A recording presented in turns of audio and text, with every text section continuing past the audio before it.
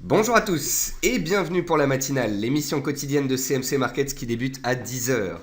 Je suis Nicolas Chéron, stratégiste pour vous servir et nous sommes aujourd'hui le vendredi 16 décembre 2016. C'est le dernier jour de la semaine, mais c'est peut-être aussi la dernière séance clé de 2016, d'où mon titre de ce jour. En effet, au mois de décembre, nous avons connu une forte appréciation des marchés. Nous avons eu le fameux effet Trump qui a eu lieu donc après l'élection, après le 9 novembre, et qui fait encore effet aujourd'hui, c'est-à-dire une remontée des indices, une remontée des perspectives d'inflation, une remontée des taux américains, une remontée du dollar, et puis parallèlement à ça, une baisse de l'euro-dollar, une baisse de l'or, et un pétrole qui reste toujours bien soutenu. Pourquoi est-ce que c'est peut-être la dernière séance clé de 2016? Eh bien parce que nous avons connu une hausse de taux mercredi aux États-Unis. C'était le dernier grand rendez-vous de l'année. En termes de résultats d'entreprise, de macroéconomie, eh bien les dernières séances de l'année devraient être relativement calmes.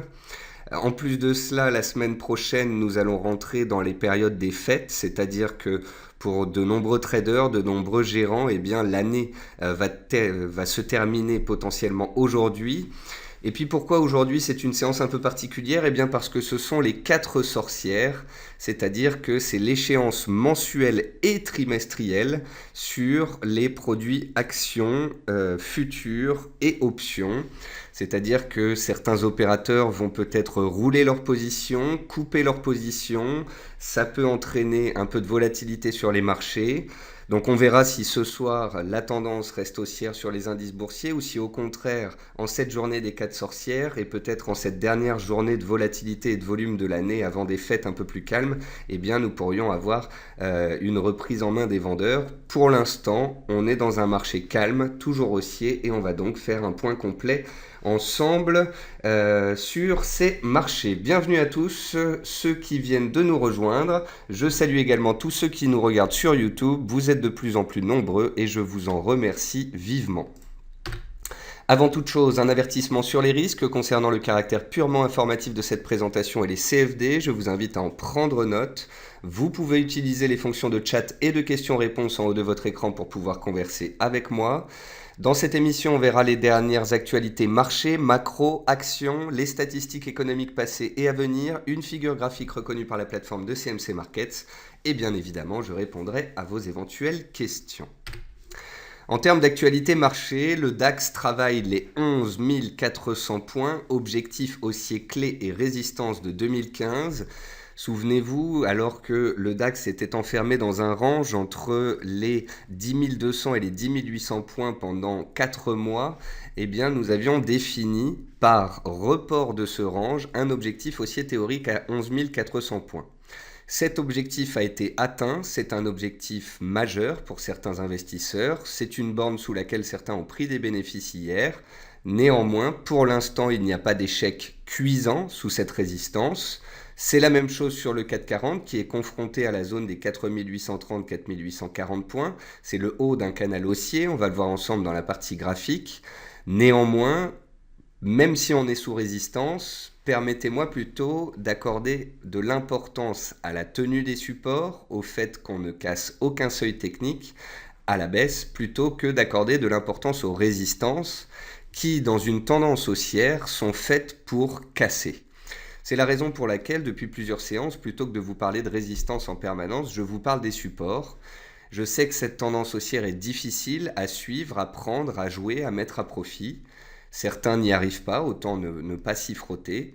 Quant aux autres, si vous voulez vendre, comme je le dis le plus souvent, il faut attendre un signal baissier. En l'absence de signal, la tendance peut perdurer, notamment en cette période du mois de décembre, qui est le deuxième mois le plus haussier statistiquement sur les marchés, et encore plus à partir de la troisième semaine de décembre, qui est théoriquement la semaine du début du fameux rallye de Noël.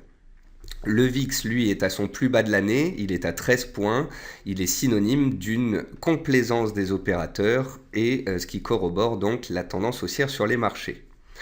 L'euro-dollar, hier, a cassé ses plus bas de l'année à 1,0510 et il a également cassé ses plus bas de 2015 dans la zone des 1,0450, 1,0460.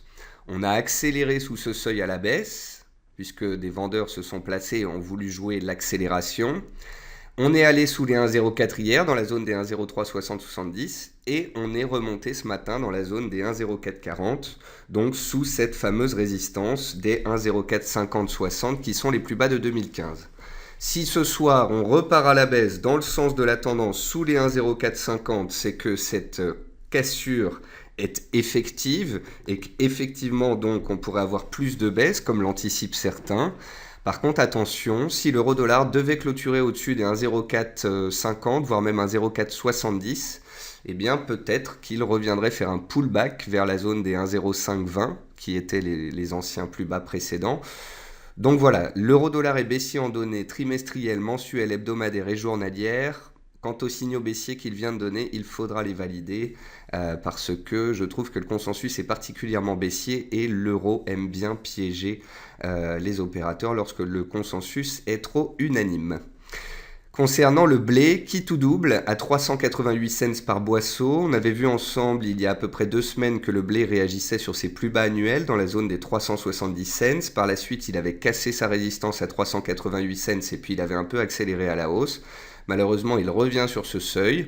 Si ce seuil tient et permet aux acheteurs de garder la main, eh bien, cela prouve une nouvelle fois que cette cassure est effective et fait désormais support. Si on repasse sous les 388 cents, c'est que les acheteurs n'arrivent pas à transformer l'essai et il conviendra de rester neutre en fait sur cet actif. Et puis enfin, le pétrole WTI semble se stabiliser sur les $50. Il est sans grande tendance à court terme. À moyen terme, il est passé de 42 à 54 $ relativement rapidement, en l'espace de 3 semaines, 1 mois. Il est donc légitime qu'il ait consolidé, qu'il soit revenu sur les 50 $, attentiste et stable, et ça suffit au secteur énergétique pour être soutenu. En termes d'actualité macroéconomique, attention aux 4 sorcières ce jour, l'expiration des contrats mensuels et trimestriels sur actions, futures et options qui peut engendrer de la volatilité, comme je vous le disais en introduction de cette émission. Un article de The Economist relativise la baisse de l'impôt sur les sociétés US proposée par Donald Trump de 35 à 15%. Donc attention à cela, si Donald Trump ne mettait pas en place ce qu'attend le marché, les perspectives macroéconomiques qu'ont anticipé les opérateurs ne seraient pas forcément au rendez-vous. On verra cela en 2017. Ensuite, le Japon est le plus grand détenteur de bons du trésor US devant la Chine. La détention en fait des bons du trésor US par la Chine est au plus bas depuis 6 ans. Donc ce n'est pas que le Japon a racheté les bons du trésor US, c'est plutôt que la Chine en a vendu progressivement. Et donc le Japon devient le plus grand détenteur de dette américaine. Le rallye de Noël est un phénomène haussier, statistique, historique, commençant théoriquement le lundi de la 3e semaine de décembre. Donc je vous dis cela parce qu'on est à la fin de la 2e semaine de décembre. Ce phénomène du rallye de Noël théorique et statistique pourrait donc commencer à partir de lundi prochain. Donc comprenez par là que le CAC et le DAX sont sous des résistances clés, la zone des 4840 sur le CAC et les 11400 sur le DAX. Mais si ces zones venaient à être dépassées parce que la volatilité reste faible, parce qu'il y a une absence de mauvaises nouvelles, eh bien le rallye de Noël pourrait très bien s'emparer des marchés et engendrer une continuation de la hausse dans les semaines à venir. En tous les cas, c'est quelque chose à ne pas mettre de côté. Et puis enfin, JP Morgan qui anticipait 8,3% de performance du S&P 500 en 2016, pour l'instant on est à 12,3%, et bien JP Morgan prévoit 8,3% pour 2017. Côté entreprise, Altran a finalisé les acquisitions des sociétés Swell en République tchèque et Benteler Engineering en Allemagne, tous deux spécialistes d'ingénierie dans l'automobile. Areva a renouvelé son objectif de cash flow 2016. JC Deco annonce un contrat de 5 ans avec Airbus en Irlande et Sanofi est en discussion exclusive avec la biotechnologique suisse Actelion. Dans les meilleures et les moins bonnes performances du CAC 40, on a Nokia qui continue de regrimper, qui gagne 15% en l'espace d'un mois. On a toujours l'automobile qui est recherché, Orange qui se reprend. Et puis dans les baisses, bien évidemment, on a le secteur bancaire qui consolide sa très forte hausse d'hier. Et puis on a Sanofi qui baisse de 1% toujours à cause des spéculations sur ce possible rachat d'Actelion. Côté statistiques passées, on n'en a pas vu. Les dernières, c'était les statistiques américaines qu'on a vues hier dans le quart d'heure US à 15h45 et elles étaient toutes plus bonnes ou en ligne avec les attentes concernant l'inflation. Ce jour, on a un petit programme de statistiques. L'indice des prix à la consommation en zone euro à midi. Et puis la statistique importante aux États-Unis cet après-midi, c'est les mises en chantier à 14h30. Mais comprenez qu'aujourd'hui, mis à part ces petits chiffres, eh bien, c'est surtout le phénomène des 4 sorcières qui pourrait engendrer un peu de volatilité. Enfin, une figure graphique reconnue par la plateforme de CMC Markets, il s'agit ici d'un biseau ascendant sur le titre Crédit Agricole en données 4 heures. Vous n'êtes pas sans savoir que le biseau ascendant est une figure qui permet de cadrer un mouvement haussier, mais que c'est également une figure qui peut engendrer, si on en sort par le bas, une période de consolidation. Donc, consolidation possible sur Crédit Agricole tant qu'on est à l'intérieur de cette figure, puisqu'on vient de toucher la borne haute.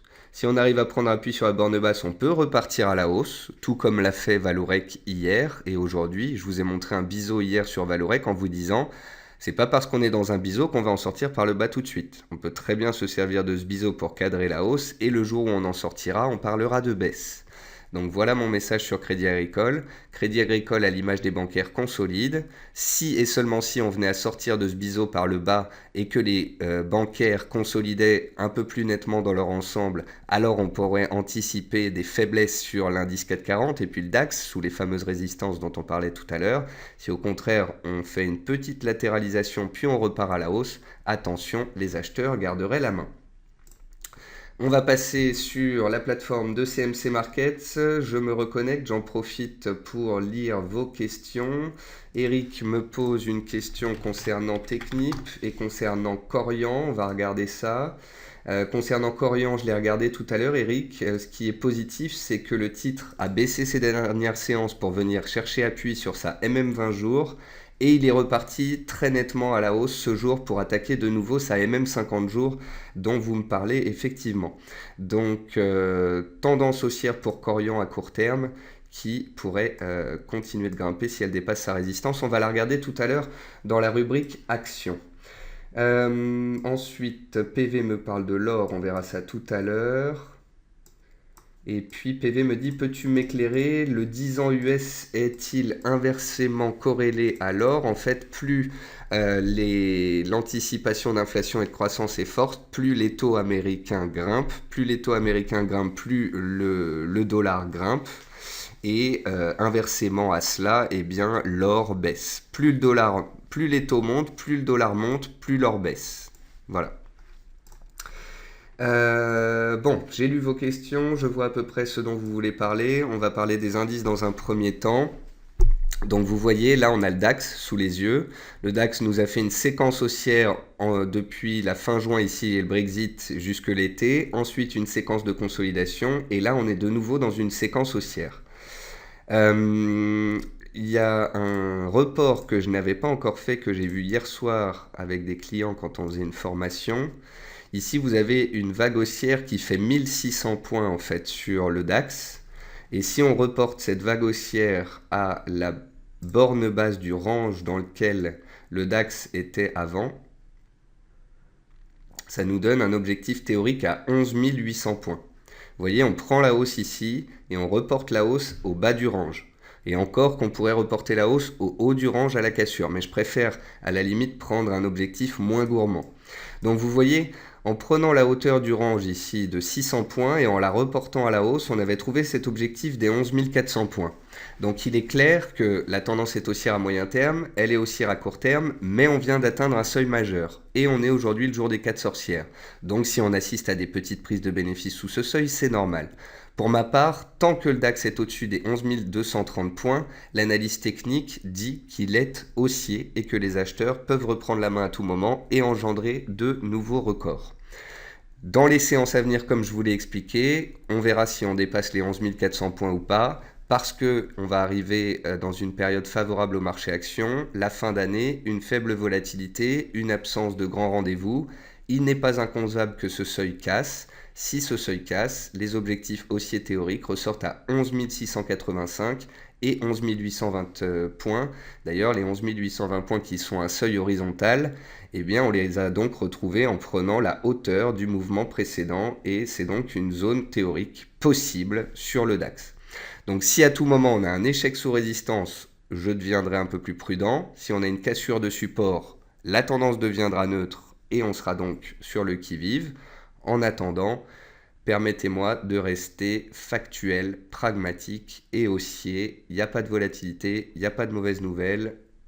On peut très bien continuer de monter pendant les fêtes. Ensuite, le 440. Donc le 440, voici le canal haussier ici en bleu dans lequel l'indice français évolue depuis le mois de juin. Depuis le Brexit, donc on a eu une vague haussière puis une stabilisation cet été. On est sorti par le haut comme sur le DAX. Et donc vous voyez que là on arrive sur la borne haute du canal bleu, la zone des 4830-4840. En plus, cette zone de prix, tout comme sur le DAX, correspond à une zone de prix hebdomadaire qui avait été travaillée à la fin 2015. Étant donné qu'on est sous ce seuil, qu'on est beaucoup monté, effectivement, on assiste à des petites prises de bénéfices, à un petit reflux, mais pour l'instant, on voit bien que les vendeurs n'arrivent pas à prendre la main. Si et seulement si on venait à repasser sous 4800 points, on pourrait parler de petite faiblesse. Mais vous voyez bien que même si on est sous une résistance, pour l'instant, en tous les cas, les vendeurs sont absents. Et je vous en parlais déjà depuis le début de la semaine, mais j'ai tracé ici ce canal haussier en orange, parce que si on venait à casser les 4840 et le canal bleu, pendant les fêtes, avec une faible volatilité, on pourrait très bien continuer notre progression dans le canal orange en direction des 4900, voire des 4950 points. Donc comprenez bien qu'à moyen terme, c'est haussier. Qu'en journalier, c'est fortement haussier tant qu'on est au-dessus des 4740. Si on a un échec cuisant et qu'on repasse rapidement sous 4800 points, il conviendra d'être prudent.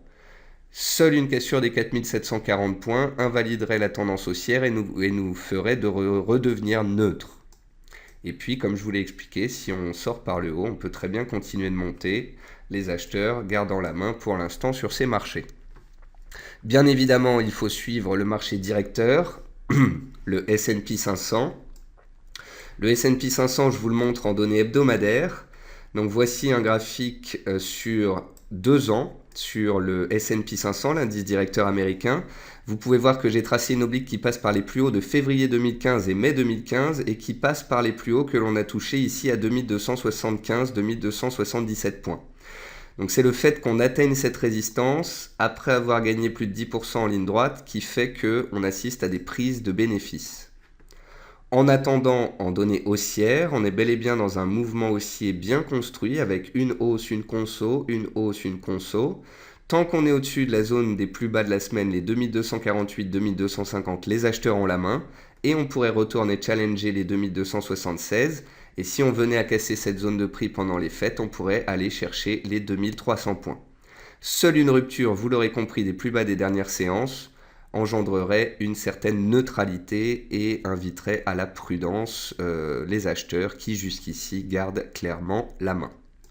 Donc voilà pour les indices, haussiers jusqu'à nouvel ordre, dans des tendances haussières de court terme, de moyen terme, et on peut continuer de grimper tant qu'on n'a pas d'échec cuisant. Ensuite sur les actions, dans les baisses on retrouve surtout des consolidations. Vous voyez, Derichebourg s'est envolé ces dernières séances de 40%. Le titre consolide aujourd'hui.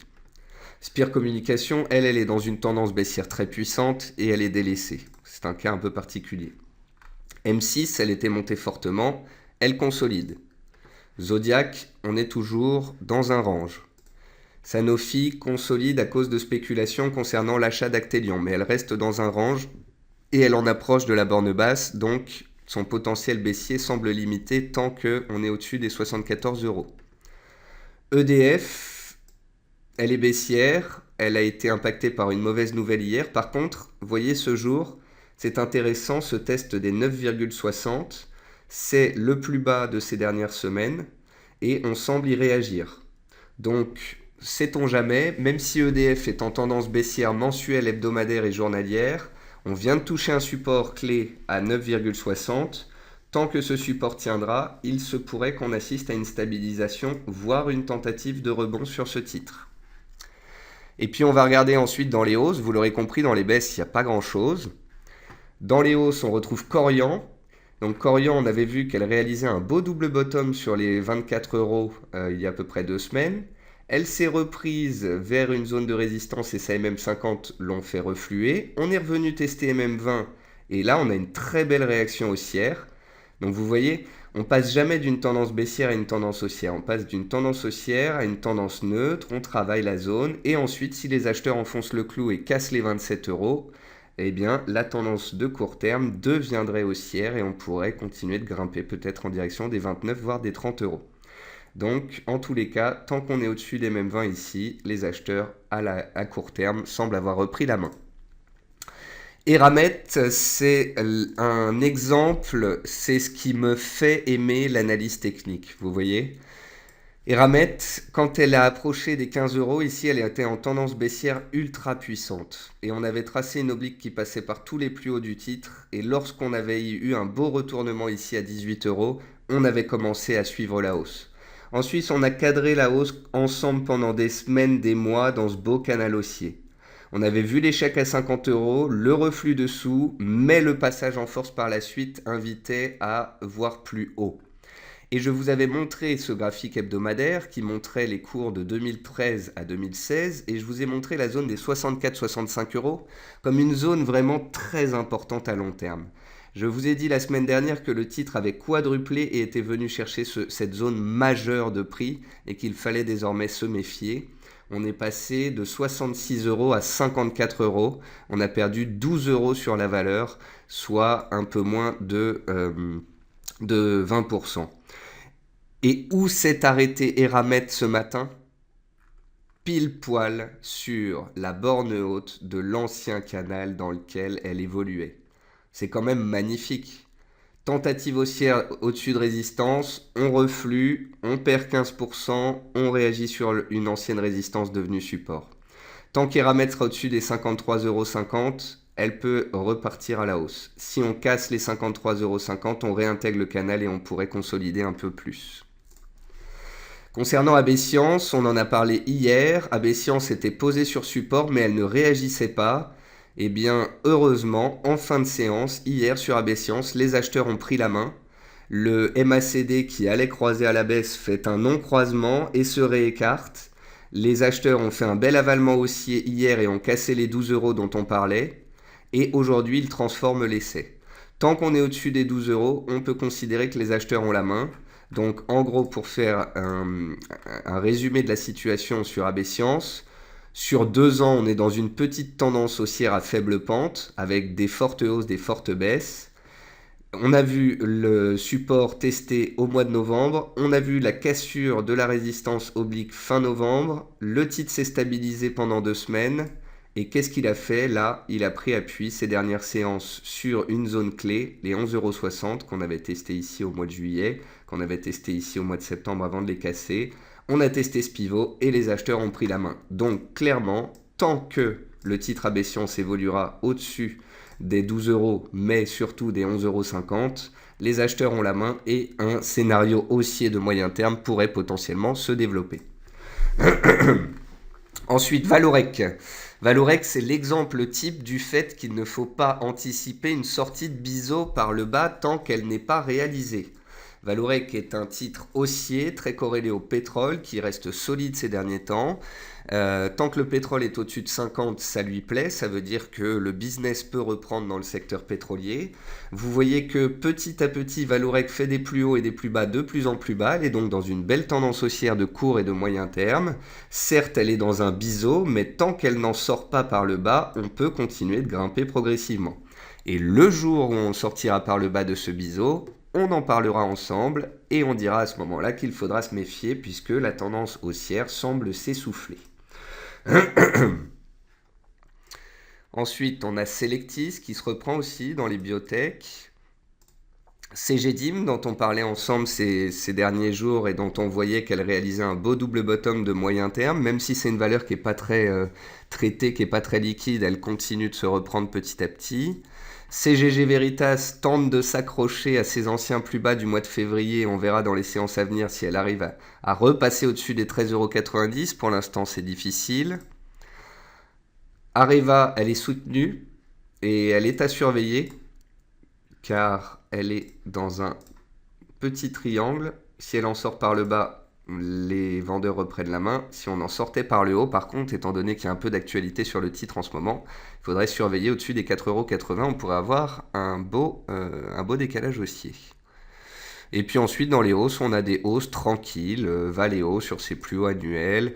Plastic Omnium qui tente de réattaquer sa résistance. Vous voyez que ça passe pas pour l'instant, mais si ça passait, on pourrait aller chercher les nouveaux plus hauts historiques. Renault, toujours recherché dans une belle tendance haussière. C'est vraiment très propre sur Renault. JC Deco, dont on avait vu qu'elle se retournait ces derniers temps, elle continue de grappiller petit à petit. Donc vous voyez, même si les bancaires ne montent pas aujourd'hui, qu'elles consolident, on a des rattrapages, on a les valeurs pétrolières qui continuent de monter, on a des biotech qui se reprennent, on a globalement un marché qui est particulièrement positif.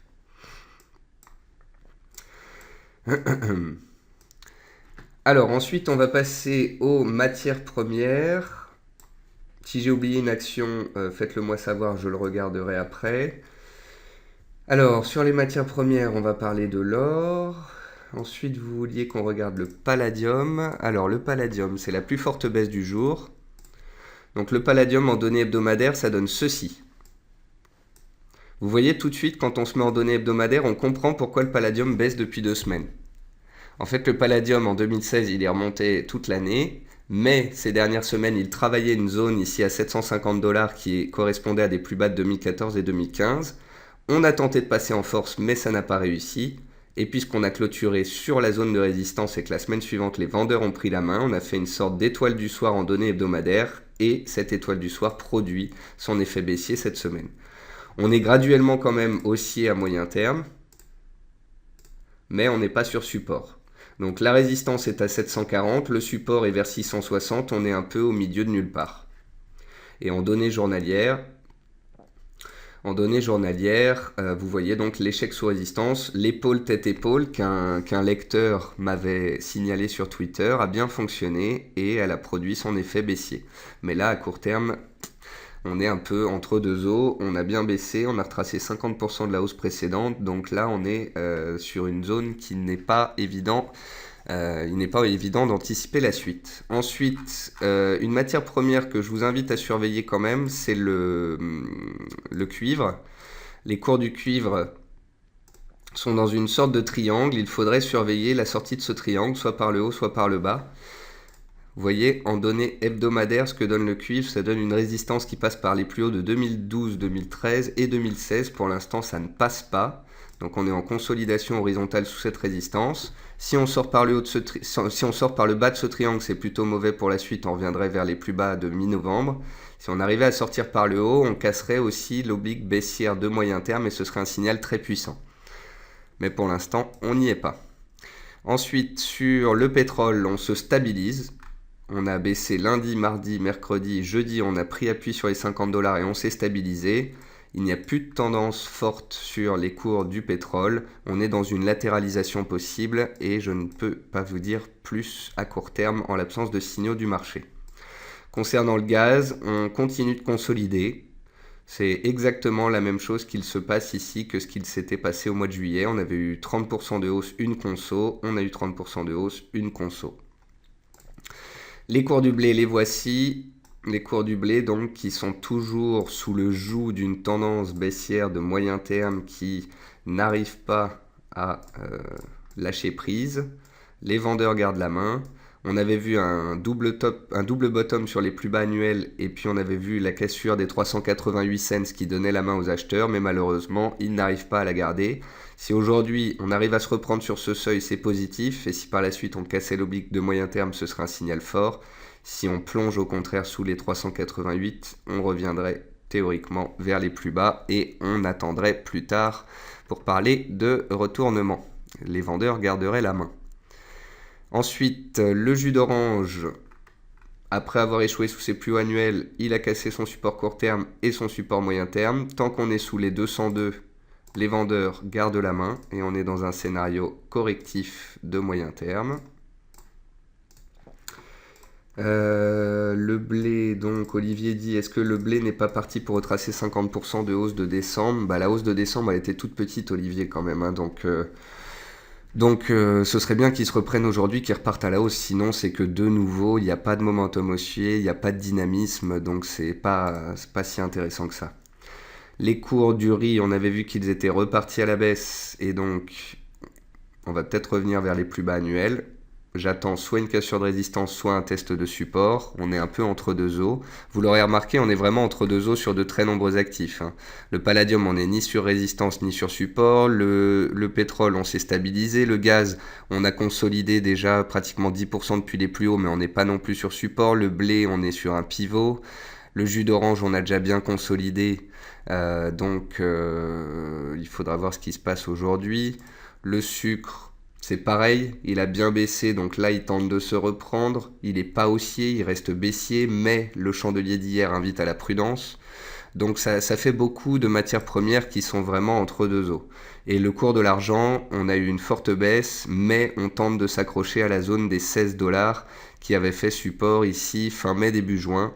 D'ailleurs, je vais déplacer mon support ici, ce sera plus propre, ça correspond au plus haut du mois de février, au plus haut du mois de mars et au plus bas du mois de mai. Et donc on est posé, donc on est sur un support, certes. Est-ce que pour autant ça donne envie d'acheter? Ça c'est à vous de voir parce que l'on reste dans une tendance baissière quand même puissante. Donc c'est effectivement, comme le dit Michel, l'effet dollar sur les matières premières. Le dollar est très puissant et ça pèse indéniablement sur les cours des matières premières. Ensuite, on a Michael qui me dit regarde le café Arabica. Alors, Michael, c'est pas contre vous, mais le café, je n'aime pas du tout le café parce qu'en fait, en termes d'analyse technique, il est très déconcertant. Je n'aime pas, vous voyez, la façon dont il fonctionne par vague. J'ai absolument pas l'habitude de voir un actif opérer de la sorte. Donc là, ce qui est intéressant de noter, c'est qu'on a eu une belle tendance haussière qui s'est développée. Et là, on est coincé dans un petit range entre les 50% et les 61,8% de retracement de toute la hausse qu'on a eue entre janvier et novembre. On est dans une tendance baissière de court terme. C'est vrai que c'est intéressant, Michael, merci. Donc on est dans une tendance baissière de court terme, matérialisée par une oblique qui passe par tous les plus hauts, qui se confond également avec la zone de résistance des 141,50. Donc si et seulement si on vient à casser cette oblique, puis les 141,50 et qu'on reprend les 50% de retracement, alors on pourrait repartir à la hausse, dans le sens de la dynamique de fond de moyen terme. Si au contraire on échoue sous cette zone de résistance, on peut revenir sous 61,8 et sous les 61,8 qui sont un support clé testé en juin et en août. Là par contre, la baisse pourrait de nouveau reprendre. Donc on est dans une zone de neutralité et on va attendre de voir dans quel sens cela sort. Et puis pour finir, on va partir de l'or. Effectivement, j'allais l'oublier. Donc l'or, c'est comme l'argent, on est sur un support mais dans une tendance fortement baissière. Donc voilà, ça veut dire que parce qu'on est sur un support sur le bas d'un canal baissier, certains prendront leurs bénéfices s'ils le souhaitent. Quand on parle du camp des vendeurs, ça veut dire que sur un support dans le bas d'un canal baissier, certains acheteurs spéculatifs rentreront. Pour ma part, moi, en tant qu'analyste technique, c'est comme si quand on était en tendance baissière, les achats étaient interdits et que seul un signal haussier pouvait permettre de mettre en place des stratégies haussières. Donc vous comprenez bien que, contrairement à un trading plutôt agressif, l'analyste technique va attendre des signaux validés. Moi, ce que je vois sur l'or, c'est qu'on a une tendance mensuelle, hebdomadaire et journalière baissière. Donc les vendeurs ont clairement la main. Après, on vient de toucher un support. Est-ce que parce qu'on vient de toucher un support, les cours vont rebondir ? Un petit peu, mais pas forcément se retourner. Donc pour ma part, pour parler de signal acheteur et de renversement de tendance, il faudrait qu'on sorte par le haut de ce canal baissier. Tant qu'on est dans ce canal baissier, les vendeurs ont la main et on peut continuer de baisser graduellement. Et puis on finira pour Didier sur les bovins engraissés. Et les bovins engraissés, c'est très neutre. On a eu donc une tendance baissière en août, septembre, octobre. Enfin, c'est même une tendance baissière pour ceux qui ne l'ont jamais vue, qui dure depuis la fin 2014, donc ça fait 2 ans que les cours des bovins engraissés baissent, les cours ont été divisés par 2, on est passé de 240 à 120, on avait cadré la tendance baissière en août, en septembre, en octobre, et puis depuis le mois d'octobre-novembre, on a une reprise en dents de scie sur cet actif. Là, clairement, à court terme, on est dans une sorte de triangle, les cours se compriment. Si on sort de ce triangle par le bas et qu'on casse les 128,50, on pourrait réintégrer la tendance baissière, les vendeurs reprendraient la main. Si on sort par le haut de ce triangle, on pourrait aller chercher de nouveau plus haut et on confirmerait le retournement de moyen terme qui a débuté au mois de novembre. Donc en tous les cas, pour l'instant, les acheteurs gardent la main, la tendance est bel et bien haussière à court terme. Ensuite, on va passer aux devises pour finir, avant que je regarde certaines actions si vous souhaitez que j'en regarde encore. Eric, je vous ai pas encore répondu sur Technip, on va regarder ça. On va regarder aussi Dassault pour Pascal. Pedro veut un point sur l'USD Yen. Alors l'USD Yen, le voici. L'USD Yen, c'est une tendance haussière. Alors regardez, on va commencer par le mensuel. Regardez un peu la tête du chandelier mensuel de novembre et celui de décembre. Oui. Regardez un peu ces chandeliers haussiers extrêmement puissants. Donc on a une tendance long terme qui a été relancée à la hausse.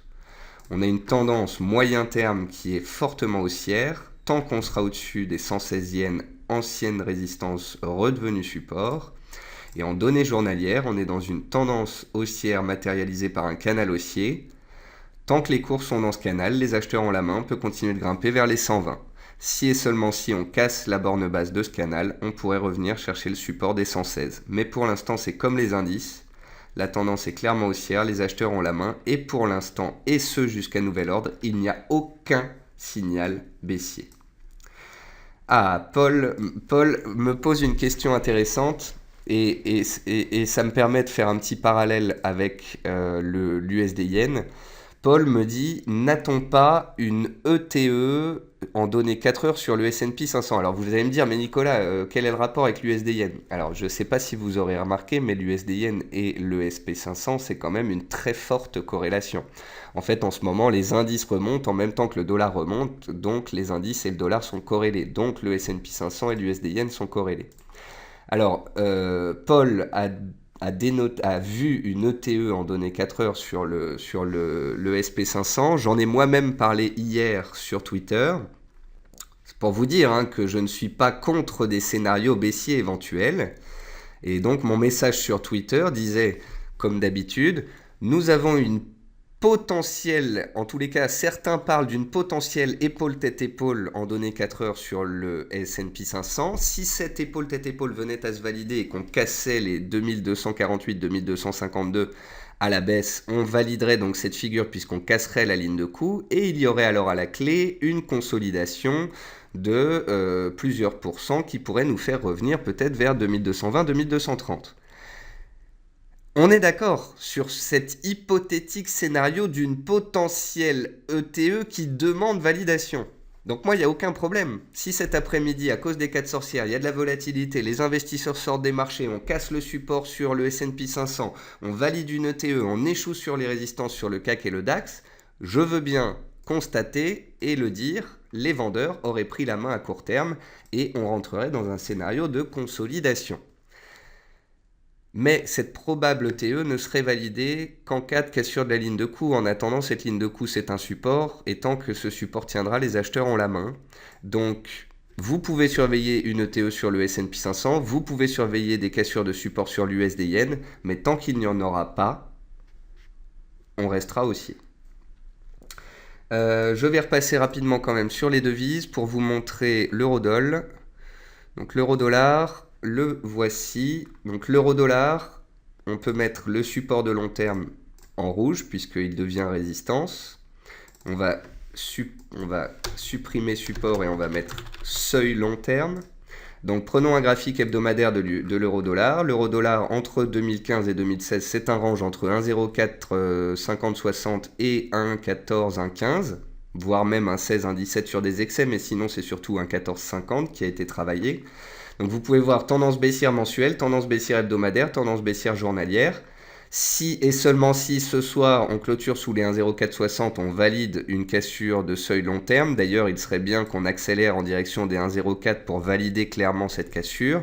Parce que si on revenait rapidement au-dessus des 1,0470, voire des 1,05, eh bien, on aurait une tenue du bas d'un range, et même si la tendance baissière de long terme est là, eh bien, ça voudrait dire qu'on pourrait se stabiliser et ne pas forcément aller beaucoup plus bas à court terme alors que tout le monde attend la chute. Donc en gros, tant qu'on est au-dessus de 0,470, c'est très baissier. Si on recasse un 0,470, petit bémol, on pourrait remonter alors vers la zone des 1,0520, 1,0530. Si et seulement si on reprenait la baisse soit sous 1,0530, soit sous 1,0470, on pourrait continuer dans la tendance baissière. Mais attention, si on reprend 1,0470 puis ensuite 1,0530, là on commencerait à se poser des questions. En bref, vous l'aurez compris, les vendeurs gardent la main. La tendance est baissière à moyen terme comme à court terme. Mais à très court terme, on va dire que le scénario d'un rebond technique est équivalent à celui d'une continuation de la baisse. Et notamment aujourd'hui, puisqu'on est le jour des 4 sorcières.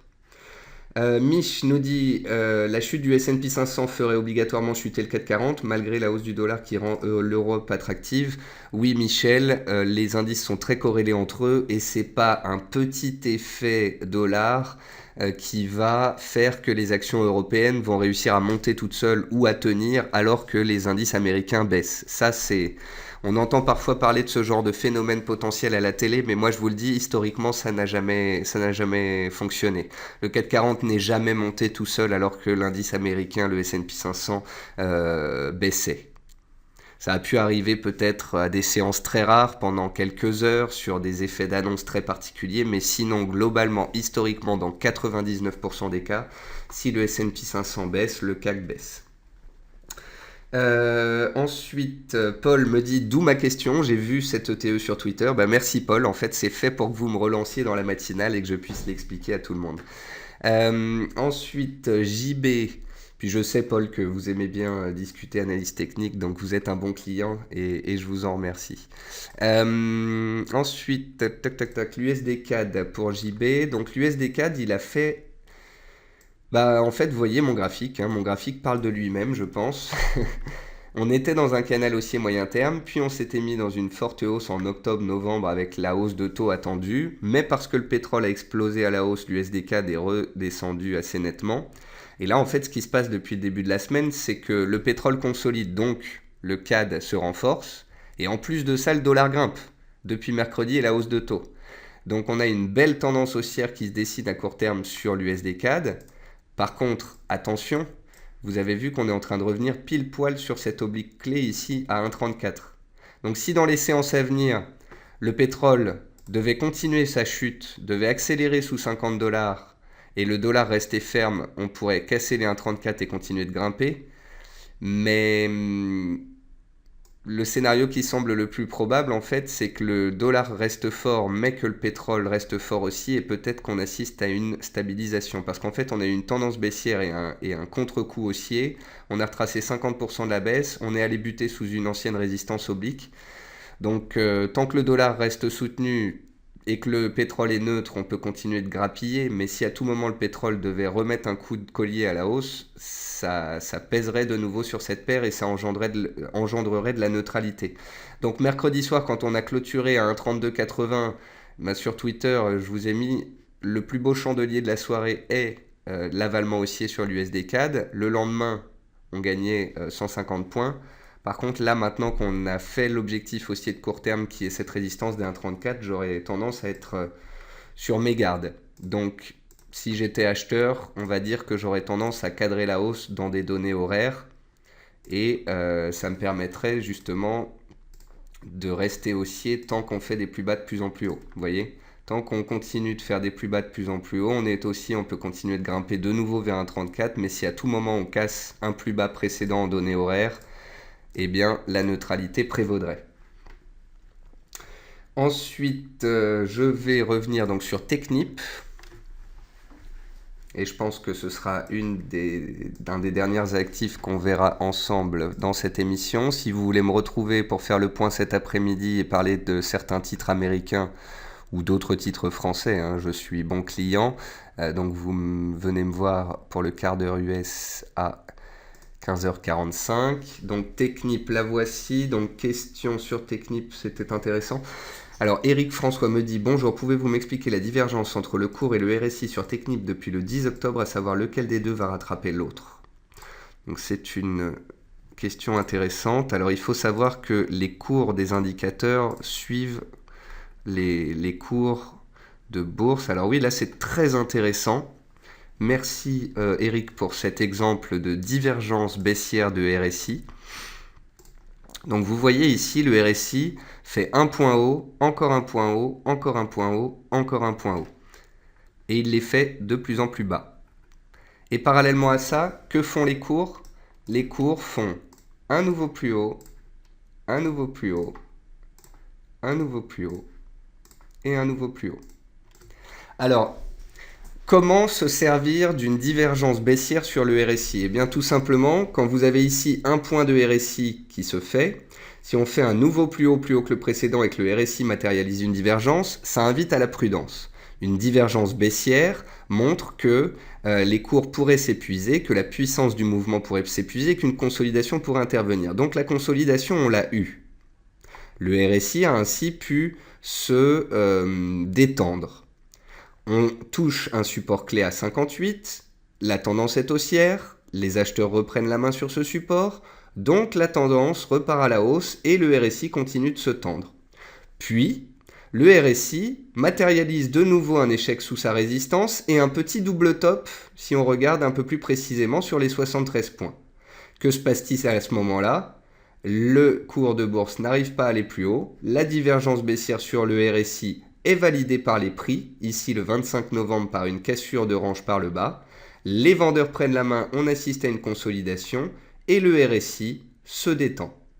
Les cours reviennent tester la zone des 62 euros. Les 62 euros, c'est quoi? C'est les anciens plus hauts précédents. Donc on est dans une tendance haussière, on fait des plus hauts, des plus bas, des plus hauts, on revient tester les plus hauts précédents. Le RSI a dégorgé. On redémarre à la hausse dans le sens de la tendance haussière.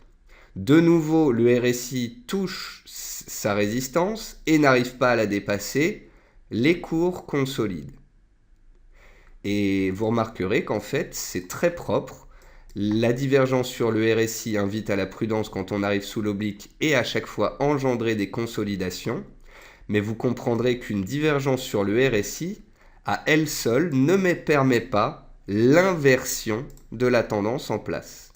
Pour que la tendance en place s'inverse, il faudrait casser la tendance haussière et pour l'instant ce n'est pas le cas.